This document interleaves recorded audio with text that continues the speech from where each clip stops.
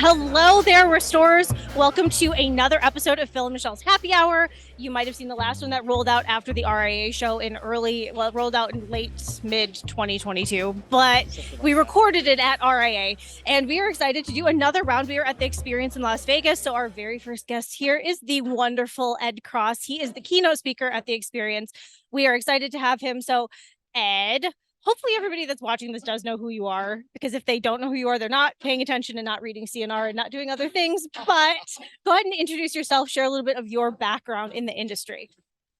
Well, I'm Ed Cross. I'm the son of a contractor. I worked in the construction business for about 10 years before I ever went to law school. I've been a lawyer for 27 years, and my practice is dedicated to representing restoration contractors. I'm proud to be the restoration advocate for the RIA. And the humbling moment of my career, the most special moment, was receiving the Martin L. King Lifetime Achievement Award. And that was kind of the warmest memory I have, all this wonderful time representing restorers all across the country. Warm memories. You want to roll out the first question? Yes. Okay. So tell us, lead us into how you became an attorney that worked in the restoration industry to becoming the restoration lawyer. So it all really happened by accident. And No, it really was by accident. When I became a lawyer, the law firms weren't hiring, so I didn't bother sending out any resumes, but I did sign up for the local lawyers referral service, and they referred a water damage case to me for a homeowner that turned out to be one of California's first big indoor air quality mold-related illness cases. And I started suing restoration contractors for negligence, and they invited me to their conventions. They said, come give presentations as to what we need to do so that you won't sue us. And I said, okay, that sounds good. And they started offering me work, and I liked that much better than working on the homeowner side. As a son of a contractor, it all kind of resonated with me. And, you know, back in those days, the big concern was liability protection from mold-related lawsuits. And it has since shifted, and now the concern is collections and getting paid and dealing with all the wonderful challenges that the insurance companies put out there for us. So what does your work involve being the restoration advocate? You've been doing this for a few years now. The AGA is what, 3 years old maybe at this point? So talk about your work with the AGA. So thanks to the leadership and ingenuity of the one and only Mark Springer, one of the sharpest and brightest minds in the business, one of the most important people ever in my life, he recognized that it was time for the association to take a more active role directly confronting the challenges that the industry was facing. And he put out a pivotal article called Our Greatest Need that was in CNR. Yes. We did not rehearse that, I swear. Everybody, yeah, you know, we kind of loop it all together and make it fit. And he put out this article, and with a possible exception of the IICRC standards, I think that Our Greatest Need is the most important body of written work that was ever written in the history of the industry. And it laid out the need for advocacy to help contractors deal with the challenges presented by insurance companies, TPAs, third-party consultants, and other issues largely related to insurance claims settlements. And he set out this plan that said we should form a committee, and we should have an advocate. And I was fortunate enough to get the call to be invited to chair the committee. And so I founded the committee. And then I was fortunate enough a year later to be retained as the restoration advocate. And we have task forces that deal with pricing issues, with Xactimate, with all the kinds of issues that third-party consultants and third-party administrators present. And we're very proud of the series of position statements that we put out that give restorers the ammunition they need to deal with these kinds of problems. So just one thing I want to say on that front, that there's a lot of people that can complain about a lot of stuff that's going on, but it just is complaining unless you put a plan in place. And I thought that was what was so brilliant about what Mark had done in the article that he had written. And it was the template for what has rolled out in the industry and for the AGA and all the work that you're doing there. So nice to have that plan. So question, you talked about the history of the industry. I want to talk about some of the worst mistakes contractors make in the history of the industry. What kind of things can contractors do to protect themselves from a liability standpoint that are just like real low-hanging fruit that, without getting into deep legal advice, what kind of mistakes do contractors typically make and how can those be avoided? Yeah, so one of the biggest mistakes is yielding to the temptation to basically take every job. And when you walk onto a project and you see a lot of red flags, and the customer says they've already hired a lawyer and they're ranting and raving, and something just doesn't feel right, trust your gut with that, because many of them have told me 2 years into litigation, I had a bad feeling about this. I said, no, I'm going to barrel through it. And they didn't listen to their gut. So that's an important thing. Another important thing, obviously, is to get the right documentation in order. And some of the insurance consultants and insurance adjusters are beating the daylights out of restorers for failing to properly document their projects and failing to get the right contracts in place. And so often, restorers want to collect money from their customers, and they have a lot of trouble doing it because they don't have an enforceable contract in place. They have an old-fashioned work authorization. So to everybody out there listening, if the thing that your customer is signing merely says that they are authorizing you to do the work and instructing the insurance company to put your name on the check, that is not a contract. That does not bind them to do jack. Okay. If you want to collect money from them, if you want them to have some obligations, put them in writing. Ed has written on this and done videos on this. So there's lots of content that you can find on this very subject. In CNR. We didn't rehearse that one either. No, he actually does have a playlist on CNR's YouTube channel. There is actually a cross-examination playlist and a drop-down on the CNR page. So you can find all of that stuff all in one place. Okay, so I'm a little curious. You've had some wins lately. I don't know how much you can talk about wins yet. Maybe you can't, but congratulations on at least one big win I know you've had recently. Are you able to dish any of that out or not yet? Yeah, absolutely. So for some reason, Cinco de Mayo has been a big day in my my career. And the very first water damage case that I told you about, that water loss occurred on Cinco de Mayo in 1995.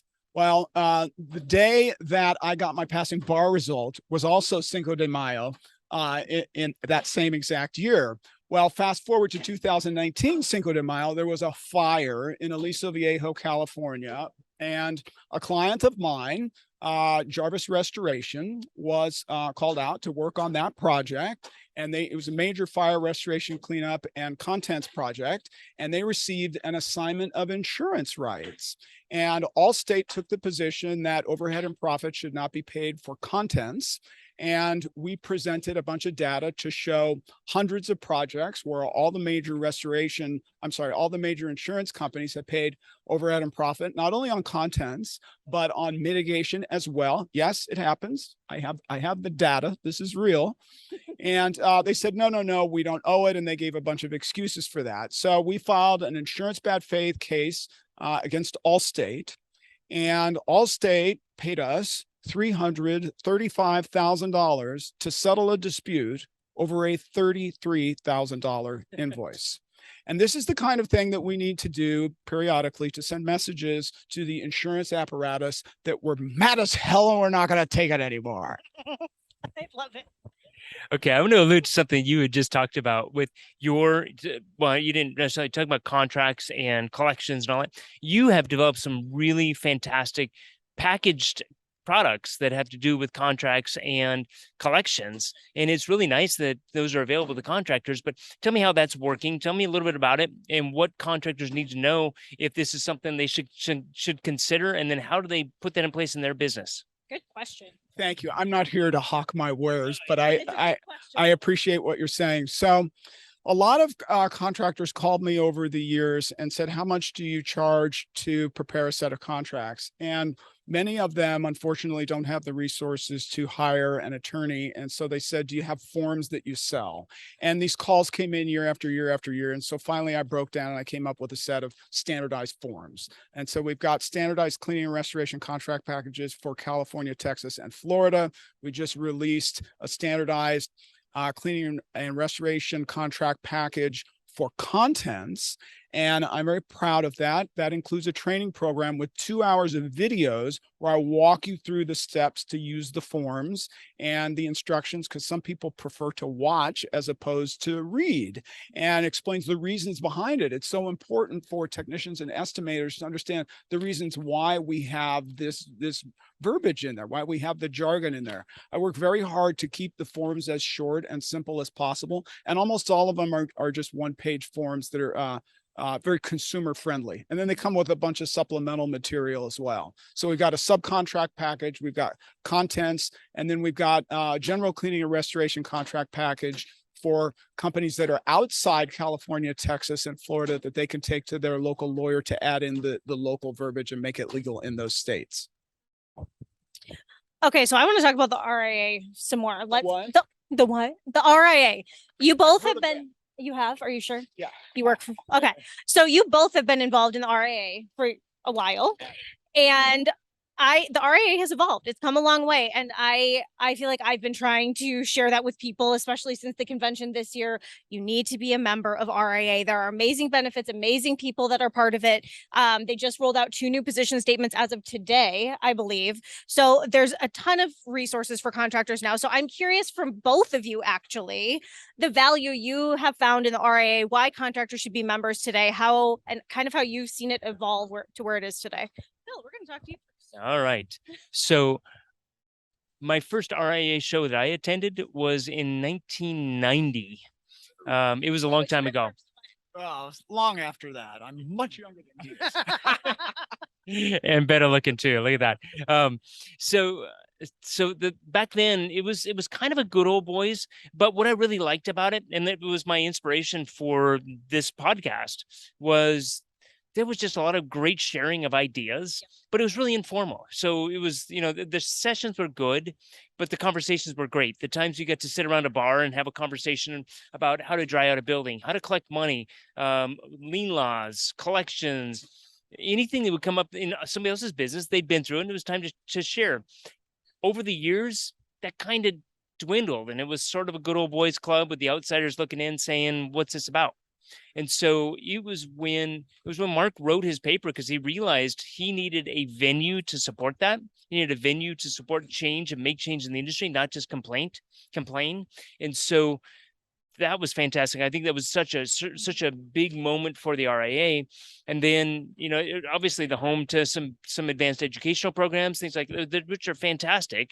But I think the real core of it is advocating for the industry and having an organization that can be the driver of that change. And so you needed to have that driver. So the first thing I have to say is it's a shame there aren't more members. There should be 20,000 members of the industry association. So we're working with what we have, and there's some really, really strong members, and there's a real movement that's starting right now. I like what they've done here recently with the change in fees to join. They made it much more accessible to people. And so I think all those things that was probably him, or no. So anyhow, so I think all those things are really great. I like that you have something that is independent, is driven and supported by the contractors that it's representing. And so fantastic group. If you haven't joined yet, join RIA. Participate, get involved, learn something, have a cocktail with me at the bar afterwards. Apparently I'm there frequently, maybe 2. We're going to learn to have cocktails in our happy hour podcast soon. Yeah. 4th guest, still no cocktails. How do you know what's in this? You're the first person to have a cocktail. Absolutely. Yeah. Well, it's an Ed Cross style cocktail. Yes. That's an inside joke. Yeah, what can I add to what Phil said? You always articulate everything so well, and the two of you have done so much to contribute to the industry. Your intellect and your energy and your devotion. The two of you do a fantastic job, and Mark Springer and Christy Cohen and Katie Smith and so many others. Thank you to all the volunteers out there who've done so much hard work to help us get the position statements together. And an RIA membership pays for itself on day one because you get immediate access to position statements, to hours of helpful videos. You want to know what are the publishers of the pricing software saying recently about how their products were intended to be used? What kinds of tools do you need to respond to these common challenges? You get all of that for the RIA. We've laid it all out there for you, and the value that it provides to restoration contractors cannot be overstated. And now the dues are very modest, and it's been completely restructured. And I think it's headed for rapid growth. So please join RIA. Please. Well, what do I got to do? Stand on my head and spit nickels? Join the association. That would be clever, though. You should I'll try try that. it. Yeah, I'll do it on your next happy hour. I now know what Jeff is going to cut for your tease. That's going to be Okay. your tease for your episode. Jeff, All right. Jeff, you're flying. Anything else? Okay, just on the lighter side, there'll be two questions, but the first one I was thinking it's kind of clever.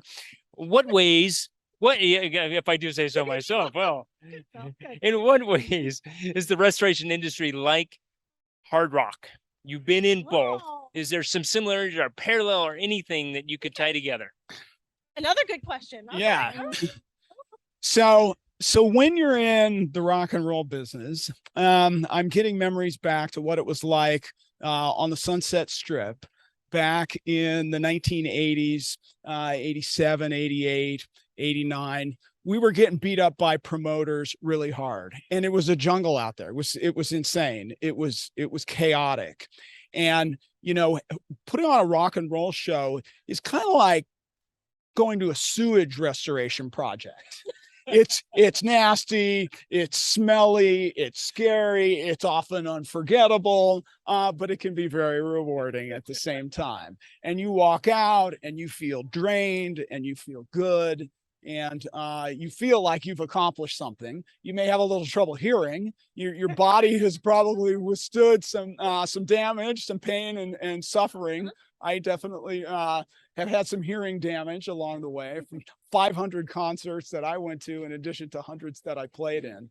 But the relationship we had then with the promoters was very similar to the relationships that restorers have with these insurance companies. And it's this totally unequal bargaining power, and just trying to survive in this jungle kind of environment. So I can relate to these guys, and a lot of them, it takes balls to go into a house that just, caught on fire and do stuff. It takes a lot of courage. It takes a lot of courage to go up on stage in front of a bunch of people in, Elkhart, Indiana, and hope they don't throw beer bottles at you.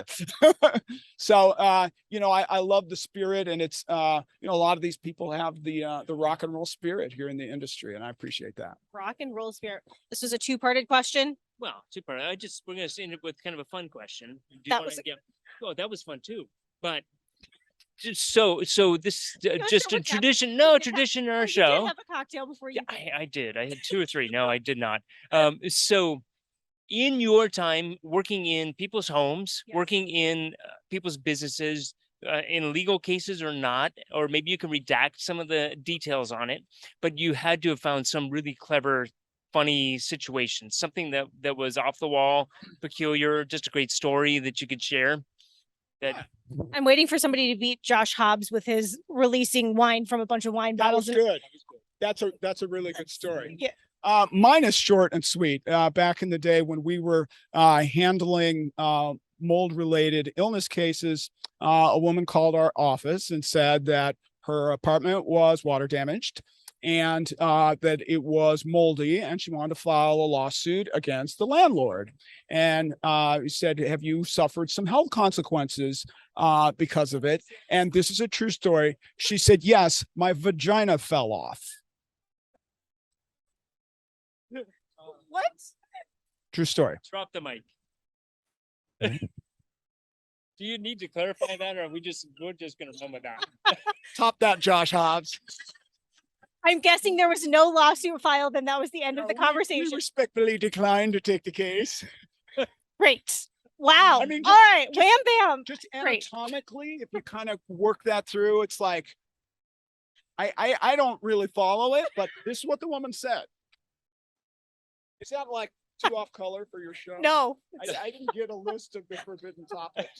I don't know that there are forbidden topics. Okay. I love it. All right. I think it's fine. Yes, but I'm not going to ask clarifying questions. That's fine. No, there are no clarifying questions to be asked.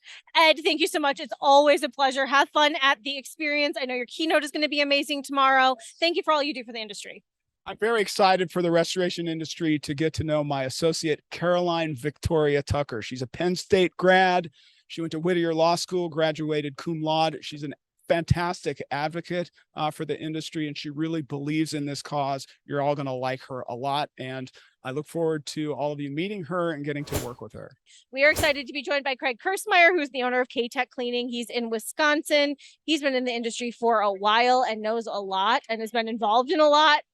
How's that for an introduction? It's not a bad introduction. I can say that I've been in the industry for a while, but I don't know if it goes saying I know a lot.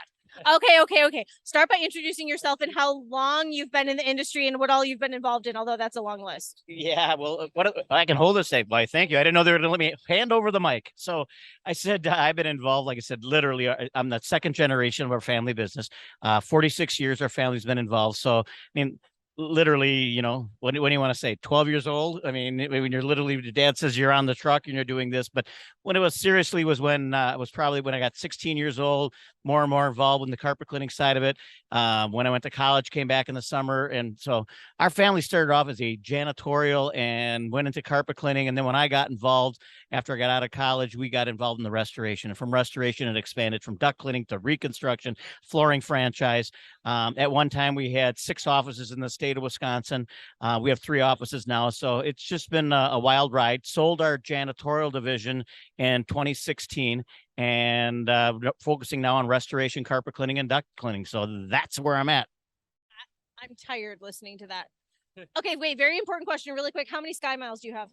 2,200. I feel like the last time I flew on the same plane with you was 1 million. Now you're at 2 million?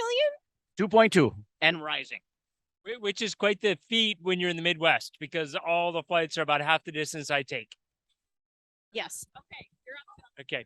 So one of the things you hit on that I find an interesting subject is you're in a family business, and you've been in a family business for 46 years. You were 12, you say. So you might do some math then, but anyhow, so what is the secret to surviving in a family business? What are the key things you need to do as a family in order to be successful on the other side of it, or at least still enjoy your family most of the time? It's a good question.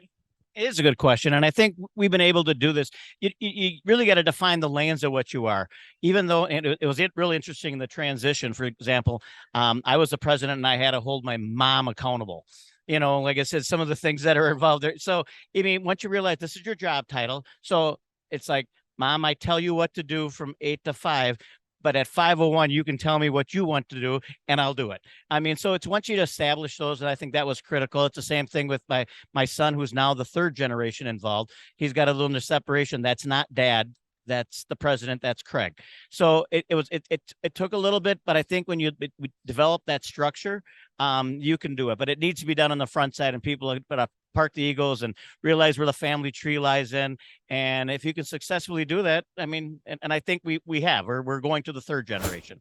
As you can see, we just did a magic wardrobe change because we had a technical malfunction yesterday. So you're going to see us in a few different outfits to try to get together one 15-minute podcast, because we guaranteed Craig 15 minutes of fame and that was it. So we are back. And so Craig, I want to pick up where we left off. You were talking about your son and family-owned business. So what is the biggest piece of advice or the best advice that your son has given you? You know, that's very interesting. I think the first thing is there's more than one way to do things, you know, because, you look through the perspective of this makes sense to me, but it maybe doesn't make sense to him. And the blending of personalities. And one of the big things with him is patience. My son, Alex, has patience. Big Daddy doesn't have patience. So like I said, so it's a learned thing for me to do. And when I see how he guides things and how he leads things, it's very helpful to me.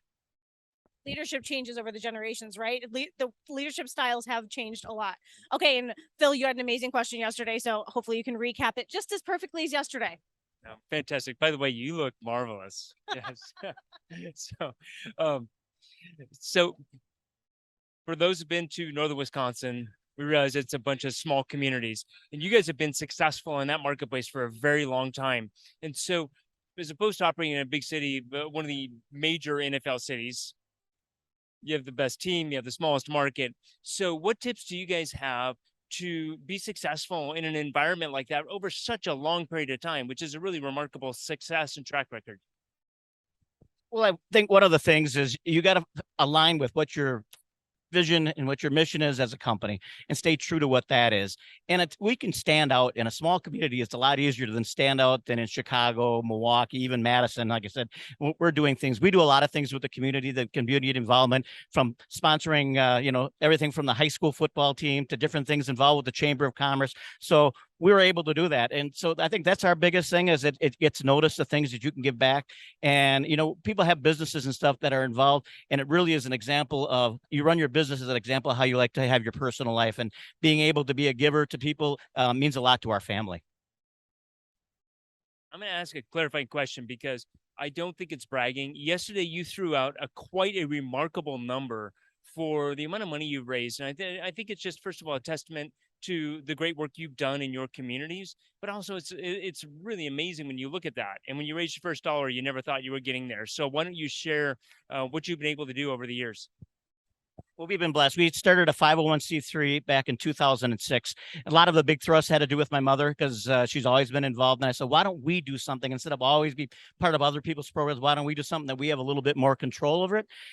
So through the things that we've done with our golf outings, 2 big golf outings, one's called the Pink Ribbon Open, which we give money to ladies that have breast cancer. And we did have 155 ladies, I think, we've been able to help out so far. We had an outing this year that we raised $86,000. One that's just coming up in September here, we have Fairway for Foods, which is the food baskets that we deliver around the holiday time.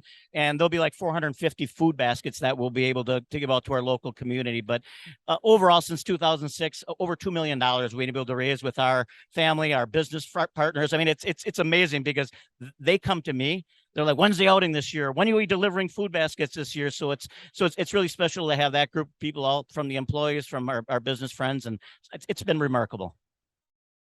So I think that's just a great lesson that every company can take from that. That really, you're a member of your community, not just a business, but you're a member of the community, and you can do great things there. And you know what? That could be a challenge to anybody watching this session here, that you can do big things in your community too, big or small. So great work. It's the collective thing. Somebody said, well, I'm just one person. But I'll tell you, you put together 10 single people, you now got a group, and you can make a difference pretty rapidly on that. Great. Well, so for the second time, I believe it's a wrap. Thank you for being here. You're our first two-time interviewee. I love it. This is great. This sequel. Yes. So great to have you, and travel safe. Thanks for being at the experience. What a great event. And thanks for being a part of our great conversation. So thank you. Cheers. Cheers. All right. Finally, happy hour drinks. Taken after my thought or theme for this whole podcast series was some of the best lessons that we have at these trade shows is from the bar after the event is over. And so just nice casual conversations with good people. And yeah, funny good people. I know, he chuckles. Yeah, I still think you're good. Great people. Yeah. So that we got Kris Rzesnoski here with Encircle. Yes. And we're happy to have you. But I think as we get started here, why don't you just give us a little update on your background and where you came from, what your story is. People think of you as Kris from Encircle, but I know you as much more than that. So here you go. Well, yeah, no, I was actually a sheriff for a few years and then moved into adjusting. Yeah. And I had a buddy that said, hey, you want to do some fraud investigation and like make some big money? And then I became an adjuster for a few years, and my boss over there wasn't too happy with me. He's like, you know what, if you want to follow the money, become a contractor. And I think it was 6 months I was on the contracting side and then never turned back. And then before Encircle, I ran a few businesses, like owner, operator, franchise, and then I was with a big corporate. And then the cool part was I did some Xactimate training, teaching profitability. And then from there, I met with Paul Donald of Encircle, and we moved into the company in 2016. And then since then, I've been 6.5 years, and employee number 6 to we've got almost 80 now. So yeah, we've grown. So it's been pretty good. Okay, so we are recording at the Experience, and there's been some exciting announcements that have come from different companies, and Circle being one of them. So take a moment and chat about the new, what just rolled out, having to do with floor plans. Yeah. So the hardest part is being a restorer is trying to keep up with the paperwork. And what we did is we came up with floor plan where you can just use your phone. So any phone that the techs have in their pockets, they can create a floor plan. It takes like under 10 minutes to do 2,000 square feet. And then in less than 6 hours, you'll have it back to your office. And it's going to change the way you document, because then you can start using that for your estimate, and you can put it into your moisture map and let the technology do the hard math of figuring it all out. So it's pretty exciting. So we just released that today. We unveiled it today. It'll release December, January, probably more like January. And then we got some guys that are going to be in the beta group. They're going to be in there a little earlier and playing around with it. It'd be pretty awesome. It's going to save a lot of time. Yeah. Love it. Okay. So one of the things that I've noticed you're pretty good at is helping create a systemized company, or systems, operations, process, procedures. What is the key for a contractor who wants to do that in his company? First of all, what's the benefit to them? Why would they want to? And then what are the steps that would be required to roll out something like that in their business? Yeah, I don't know if I look like your dad, because he's probably the guy that would be doing all the talking about systems and repeatability. But back in 2008, Phil Sr. was talking about repeatable processes, and it hit home. Like, it's the McDonald's concept. If you want to have something that you can get your staff to repeat, you have to have it process driven. And, or in Canada, we'll say process, but it's process driven. Yeah, you got to have the right process, right? And no doubt about it, your business will run a lot better. But if you can get the process driven business, you can get efficiency. And now what you're looking at is that we used to do all with paper. And I don't know how many times you chase the field to get your paper in, but with digital, you can now start monitoring it remotely. And so there's a lot of great technology in the industry that's allowing you to do that. And the companies that are finding the most profitability are the ones willing to make the changes, right? So they're starting to see the advantages. So I think the older companies tend to find it harder to do, and the young guys that are coming in the industry, it's old hat for them. They're just used to technology. So we're seeing a lot more profitability come through that way. Okay, so let's talk a little bit about integrations, and let's talk a little bit about integrations and working together. There's been so many different software platforms coming out in the last few years. It feels like during COVID, even, it just exploded with all these new platforms. There's also so much new in the insurtech space in general. So many different tools that restorers can use, and that insurance companies and carriers want restorers to be using, all of that. So share a little bit about kind of your viewpoint of what needs to happen in the software and technology ecosystem to make it better for restorers. Yeah. So it's probably divided differently, right? You've got InsurTech, which is catering to the insurance companies, and you got RestoreTech. And it's not a category that most people are using, but honestly, it's restorer-centric technology. So you got companies like Phoenix and E3 and Encircle and Delmhurst, companies that are primarily serving the restorer.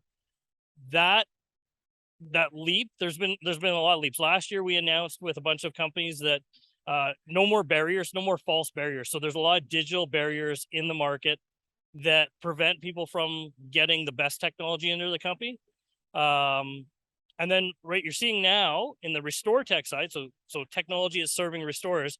You're seeing companies that are either all in on integrating and keeping an open ecosystem. And now you see companies that are starting to branch off and say, you know what, we're going to silo up and we're not going to integrate with other companies for whatever reason. It's not a market. Well, it's perceived market advantage. I think the market will speak to it. But we've got integrations with like Phoenix and Delmhurst coming down, E3, Kahi. That, whether we all compete in similar spaces, there's no more barriers. And we actually had cool companies like Protometer, Delmhurst and Tramex say, we don't need barriers. Like, we want to be able to integrate with any software because people that own our hardware need to be able to make it work. And so that trend is going to, I think, continue, but it's going to become more divided. You're going to see a clear division of who wants to play in the sandbox together and who is trying to block companies out. I have a quick follow-up question to that, and this is for somebody that just maybe doesn't understand technology. So Phil might know the answer to this too. What is the difference between a true integration and having an open API? Is there a difference? So it depends. So a true integration would be where you're actually pulling information and working through to gain that efficiency between the systems. An open API, you can get a true integration depending on what type of information you're trying to transfer. So an open API will allow you to send information across that the other company says, hey, here's all the connectors that you can send information to. We make it super simple. Anyone can connect. That basically is like an open integration. And true, you call it true integration, but it's how much information does the company want to send. So a company is like, hey, we're only going to let you send the insurance, the insured's name, the customer name to us. You can get it through our API. Okay, it's limited. And what you're now seeing is open API that is more like a true integration, and it allows companies to pull a ton of data, which, you know, that's the nerd talk in software. The real talk for a restorer is you're able to actually get your business to pull the information so you don't have to do double, triple entry. That's what you want to do. You're like, why have all that admin cost? That kills your business. No. Okay, so it's sort of the Apple Microsoft deal, which Apple really didn't blow up and become a real integrated company until they opened up their platform and started sharing information. So, okay. So you mentioned earlier profitability, and that's one thing that you have done a great job over the years speaking about, teaching contractors how to make money without necessarily just going and raising your prices, because we can't always do that with a sort of inelastic pricing model. So give us a couple of ideas on what contractors can do. And there's a math equation in there that the 5% increase in profitability, if you could share that one, because it's a real magic number. But so share some ideas that contractors can do in their business to make change to their bottom line through their operations and efficiencies. Yeah. Okay. So when I was running my own business, so here's how I found it. Not everyone tells you they had rough years. They don't tell you, hey, I sucked and we lost money. And I came to, I don't know how many trade shows, and I walked around and everyone was making money but me. Like, we had a year where my partner got sick. He had a broken heart valve. He asked if I'd come into his business, and the business changed. And because I lost that oversight, and I was maybe a little bit more cocky than I should have been, we lost money. And I was like, man, I really suck. And then I started telling some people that were my friends, and like, well, yeah, but I lost money too. But they didn't tell me that. They told me how many trucks they had, how many techs they had, how much equipment they just bought. And then I find out they lost $1 million or they lost 500 grand. That's when it hit home to me, because when we were teaching profitability, what it was is you might not be able to charge more for a line item or more for an hourly rate, but did you capture all the items for all the work that you did? And if you didn't, then you're leaving the money on the table. You're not even gonna get scrubbed for.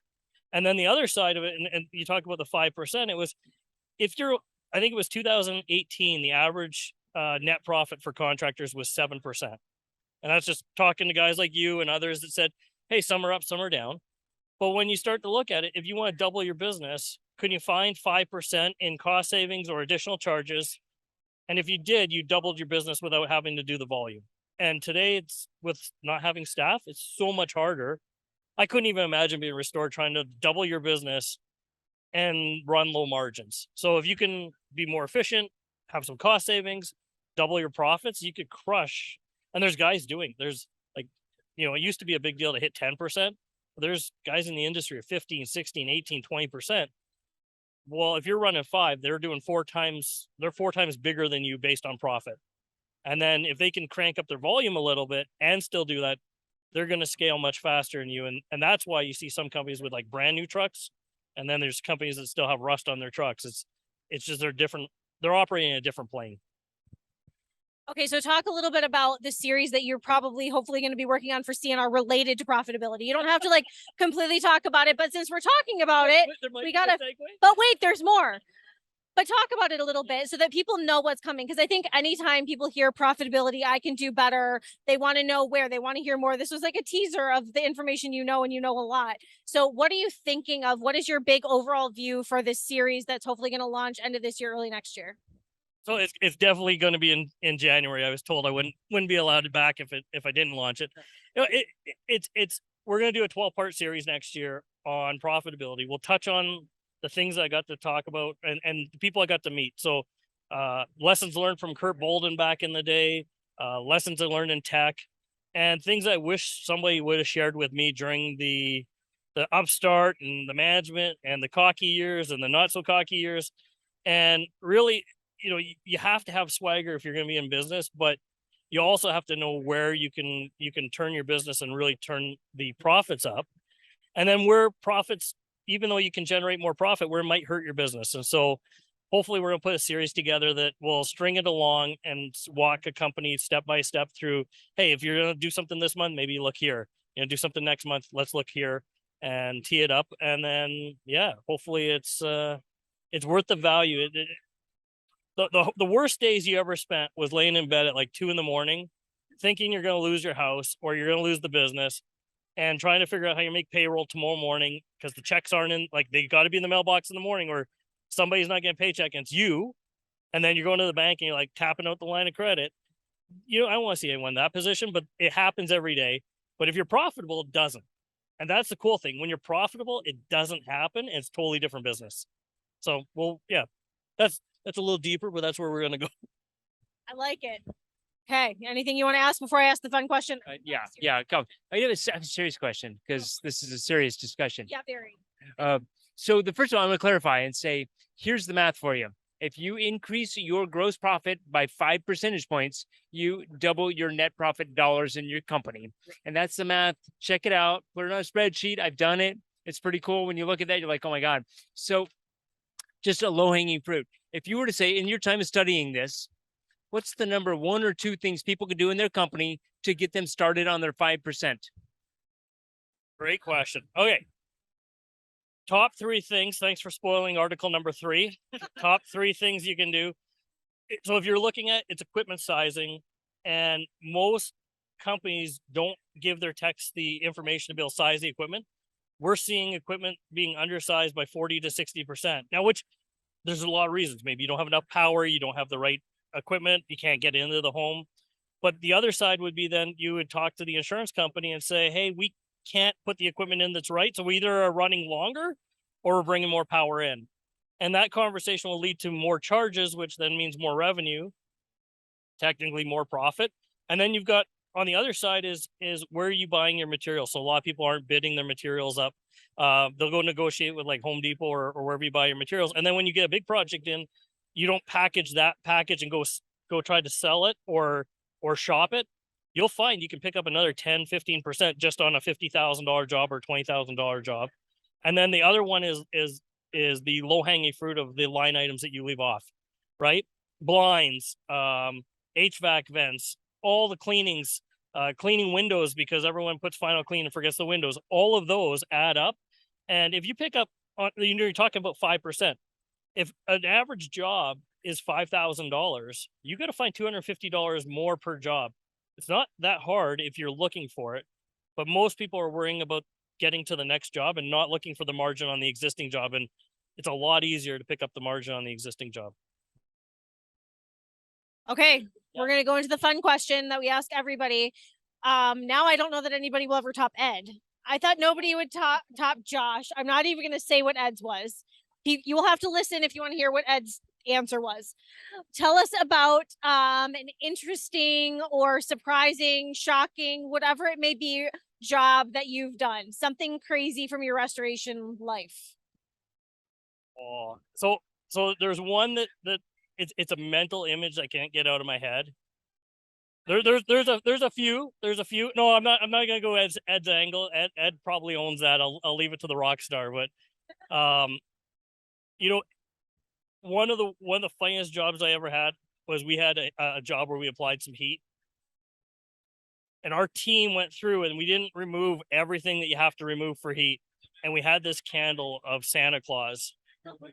And it was an old candle. It was like 65 years old, like passed down from family to family, right?